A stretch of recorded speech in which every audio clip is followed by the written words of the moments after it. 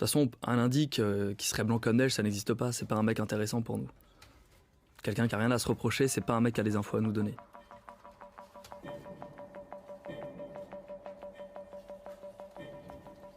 Il y a des mecs qui sont vraiment peu fréquentables. Des mecs qui vendent de la drogue, des mecs qui vendent des bagnoles volées, etc. Pour en faire tomber 3, on est obligé d'en protéger un. C'est toujours un peu le dilemme. Notamment en stup, c'est ça qui est compliqué à accepter, même pour nous.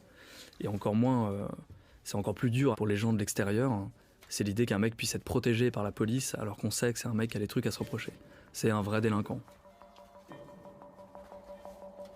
On va pas attendre la même chose de tous les indiques, mais de manière assez surprenante, moi ce qui m'a le plus étonné quand je suis arrivé, c'est que j'ai très vite compris qu'il y en avait qui demandaient que ça, travailler avec nous. Hey, tu sais que Hamz, tu l'as revu ou pas, le mec qui voulait donner des infos? Non. On est confronté à des mecs qui spontanément, dans le cours de leur audition, même parfois de manière un peu non maîtrisée, vont se mettre à parler. D'autres mecs, de concurrents, de mecs d'autres cités, de trucs qu'ils ont entendus ou vus. Les mecs vont s'allonger sur 2-3 trucs, ils vont donner quelques infos, ils vont regarder comment on réagit à cette info. Nous, on va essayer de regarder aussi un peu qui est le mec qui nous la donne, pourquoi il nous la donne, d'où il vient, quel est son intérêt. On se sonde mutuellement comme ça.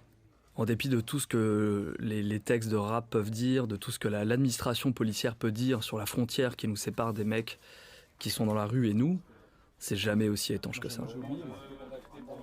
Hein? Ah oui.